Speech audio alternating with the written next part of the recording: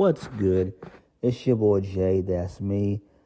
Let's get into the predictions for Crown Jewel, which takes place on Saturday, November the 2nd, 2024, 1 p.m. on the East Coast, 10 a.m. on the West Coast. It takes place from the Mohammed Abdul Arena in Riyadh, Saudi Arabia. Right now, we have 7 matches on the card, which is great. That's excellent. I know Triple H probably pitched a bitch about that. He had a bitch fit about that, but it is what it is. I'm glad that we're getting 7 matches. I have not looked at the spoilers for Smackdown yet. I just have not. And maybe one of the matches might get added on there. Don't know, but I'll definitely look into it. So we have 7 matches as of right now. So let's start with Seth Rollins versus Bronson Reed. This match seems fun. I'm down for it. I hope that this turns into a feud. So this doesn't need to be a one and done. I would have Bronson Reed go over. He should. It makes sense. Then you have Seth Rollins get his win back on Saturday Night Main Event in December. And then you have the third and final match for the Raw on Netflix in January of next year. And that's when you have Seth Rollins get his win back. So hopefully they'll go in that direction. Moving on, triple threat match for the United States Championship. Andrade versus Carmelo Hayes versus LA Knight. LA Knight more than likely will win. I have a feeling, though, this could take place on SmackDown. Again, I have not looked at the spoilers yet, but I don't know what the hell's going on. But I do expect for LA Knight to win. Where does LA Knight go from here? I have no idea. Your guess is as good as mine. He's an okay U.S. champion, but he needs to have a feud after this is over with. I would suggest a trade for Carmelo and Andrade to get them away from each other. I would put Carmelo on Raw and keep Andrade on SmackDown. Or better yet, I'd send Andrade back to NXT for a little bit. I think that would be cool. That would be fun. Maybe you could bring somebody up from NXT that's not really doing nothing, who is ready for the main roster. Someone who, I don't know. We could see LA Knight return. We could see maybe a Shinsuke Nakamura show up. I think that would be pretty cool. Maybe he shows up next week on SmackDown. I think that would be really cool. Something like that needs to happen, because LA Knight is at a standstill. He's beaten Santos Escobar, and he's beaten Carmelo Hayes, and he's beaten Andrade. So you got to do something. So hopefully Triple H brings back Shinsuke Nakamura, and you can have LA Knight and Shinsuke Nakamura feud. That should be fun if that happens. Moving on, Fatal 4-Way Tag Team match for the WWE Women's Tag Team Championships. This seems like it'll make the card. So, again, I have to check the spoilers for SmackDown. I definitely will get around to that.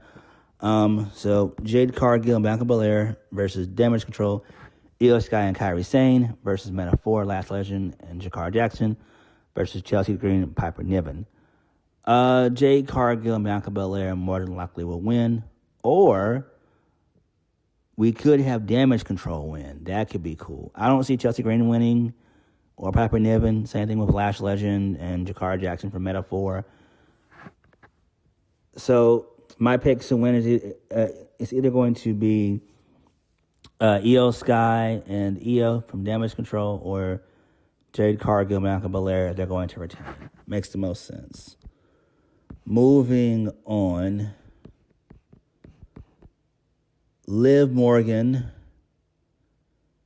versus Nia Jax for the inaugural Women's Crown Jewel Championship.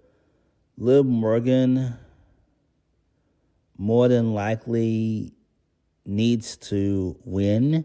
No, my bad, not Liv Morgan. Nia Jax more than likely needs to win.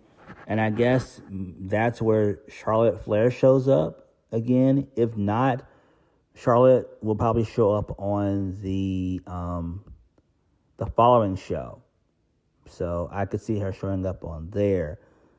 But I do see Nia Jax winning. Maybe Ripley gets involved and she costs Liv. That would make sense, I guess. I don't fucking know. I'm just trying to figure it out. But this has no heat. It's heel versus heel, which is dumb. This is retarded. Totally retarded. But I don't know, man. Sticking with the Crown Jewel Championship this time for the men. Gunther, the World Heavyweight Champion, versus Cody Rhodes, the Undisputed Champion, for the WWE Crown Jewel Championship. Cody Rhodes is going to win, which makes perfect sense. I expect for Goldberg to show up. Maybe he comes out towards the end of the match. He spears Gunther. He hits the jackhammer. Cody then follows that up with either a Cody Cutter or a disaster kick, followed by just one Crossroads beating Gunther. Then you can set up the feud between Gunther and Goldberg for the World Heavyweight Championship at Saturday Night Main Event in December. So that's probably where this is all going. It makes perfect fucking sense. It really does. So we'll see where it all leads. Next, moving on, Randy Orton versus Kevin Owens. Who wins this one? This is going to basically be a feud more than likely. I could see Randy Orton winning. Maybe he attacks.